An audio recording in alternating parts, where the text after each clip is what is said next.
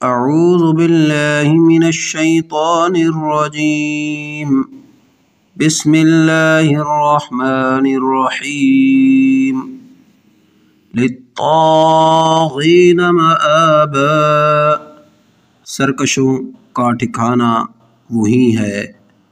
لابثین فیہا احقابا، اس میں وہ مدتوں تک پڑے رہیں گے.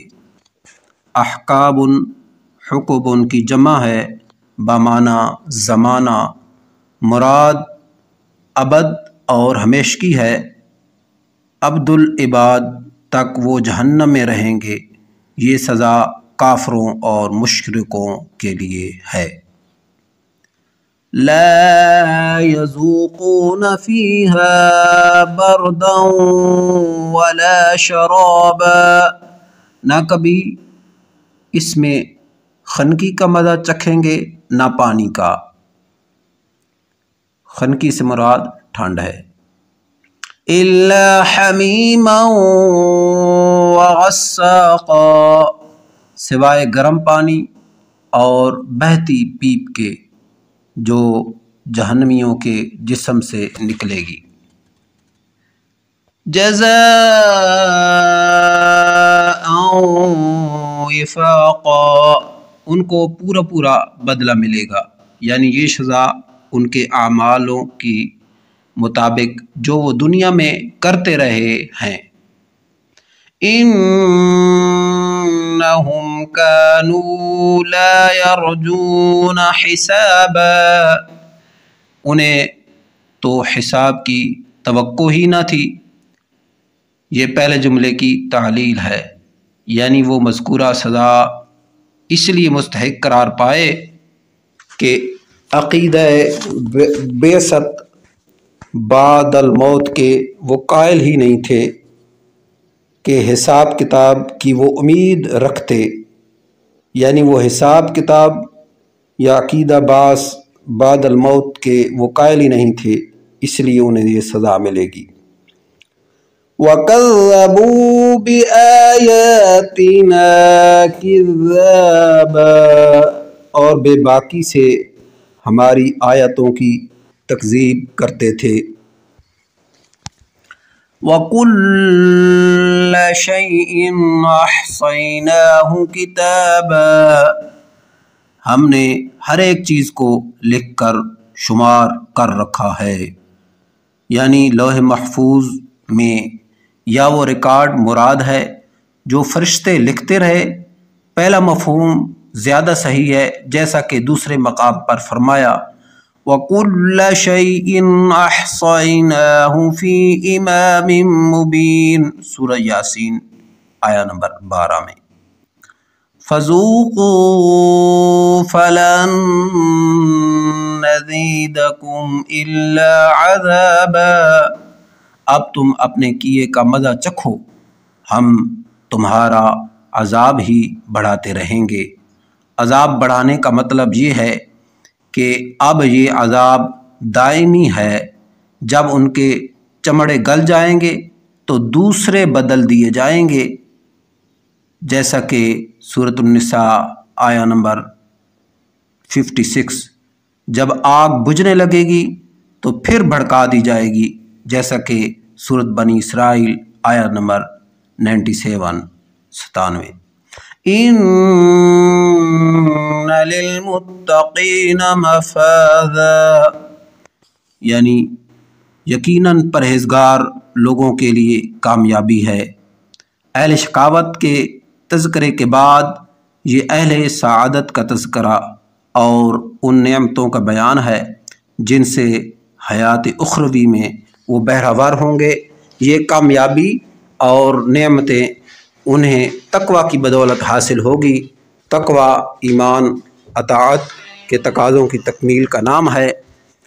خوش قسمت ہیں وہ لوگ ایمان لانے کے بعد تقوی اور عمل صالح کا اہتمام کرتے ہیں. حدائق وأعنابا، باغات ہیں اور انگور. یہ مفازہ یا مفازن سے بدل ہیں۔ وقواعب اترابا، اور نوجوان کنواری ہم عمر عورتیں ہیں۔ قواعب قاعبۃ کی جمع ہے، یہ کعبن ٹخنا سے ہے، جس طرح ٹخنا بھرا ہوا ہوتا ہے ان کی چھاتیوں میں ایسا ہی ابھار ہوگا جو ان کے حسن و جمال کا ایک مظہر ہے۔ اور اطراب یا اطرابا اس سے مراد ہم عمر۔ وَكَأْسًا دِهَاقًا، اور چھلکتے ہوئے جام ہیں۔ دہاقہ بھرے ہوئے یا لگاتار ایک کے بعد ایک یا صاف شفاف۔ کاسن ایسے جام کو کہتے ہیں جو لبالب بھرا ہوا ہو۔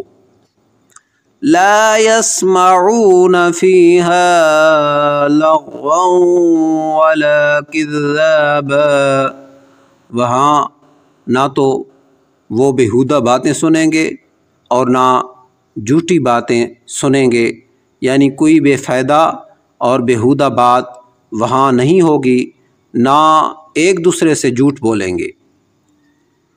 جزاء من ربک عطاء حسابا، ان کو تیرے رب کی طرف سے ان کے نیک اعمال کا یہ بدلہ ملے گا جو کافی انعام ہوگا۔ عطاء کے ساتھ حساب مبالغے کے لیے آتا ہے، یعنی اللہ کی داد و دہش کے وہاں فراوانی ہوگی۔ رب السماوات والارض وما بينهما الرحمن لا يملكون منه خطابا، اس کے رب کی طرف سے ملے گا جو کہ آسمانوں کا اور زمین کا اور جو کچھ ان کے درمیان ہے ان کا پروردگار ہے اور بڑی بخشش کرنے والا ہے، کسی کو اس سے بات چیت کرنے کا اختیار نہیں ہوگا، یعنی اس کی عظمت، ہیبت اور جلالت اتنی ہوگی کہ ابتداءً اس سے کسی کو بات کرنے کی ہمت نہ ہوگی، اسی لیے اس کی اجازت کے بغیر کوئی شفاعت کے لیے بھی لب کشائی نہیں کر سکے گا۔ یوم یقوم الروح والملائکۃ صفا لا یتکلمون الا من اذن له الرحمن وقال صوابا، جس دن روح اور فرشتے صفیں باندھ کر کھڑے ہوں گے تو کوئی کلام نہ کر سکے گا مگر جسے رحمان اجازت دے دے اور وہ ٹھیک بات زبان سے نکالے۔ یہاں جبریل علیہ السلام سمیت روح کے کئی مفہوم بیان کیے گئے ہیں۔ امام ابن کثیر نے بنو آدم کو اشباہ قرین قیاس قرار دے دیا۔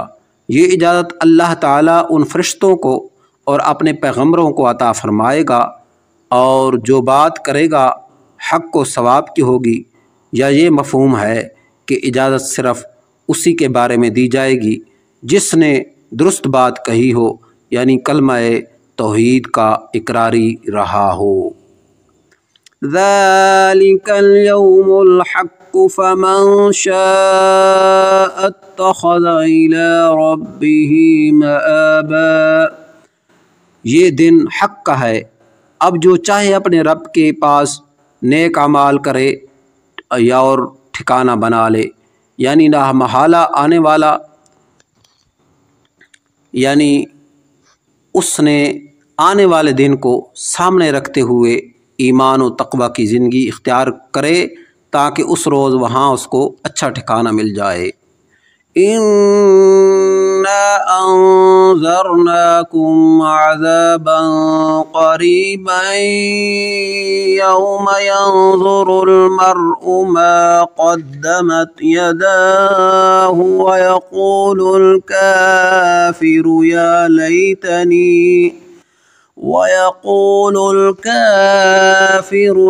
لَيْتَنِي كُنتُ تُرَابًا، ہم نے تمہیں عنقریب آنے والے عذاب سے ڈرا دیا اور چوکنا کر دیا ہے۔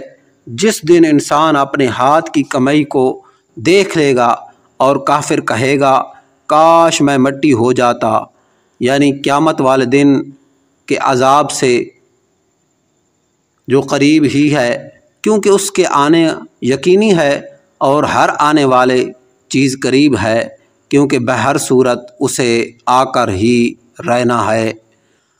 اور یعنی اچھا برا جو عمل بھی اس نے دنیا میں کیا وہ اللہ کے ہاں پہنچ گیا ہے، قیامت والے دن اس کے سامنے آ جائے گا اور مشاہدہ کر لے گا۔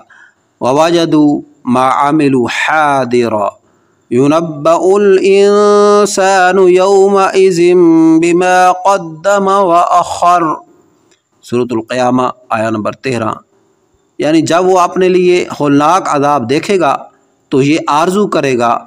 بعض کہتے ہیں کہ اللہ تعالی حیوانات کے درمیان بھی عدل و انصاف کے مطابق فیصلہ فرمائے گا، حتیٰ کہ ایک سینگ والی بکری نے بے سینگ کے جانور پر کوئی زیادتی کی ہوگی تو اس کا بدلہ بھی دلائے گا۔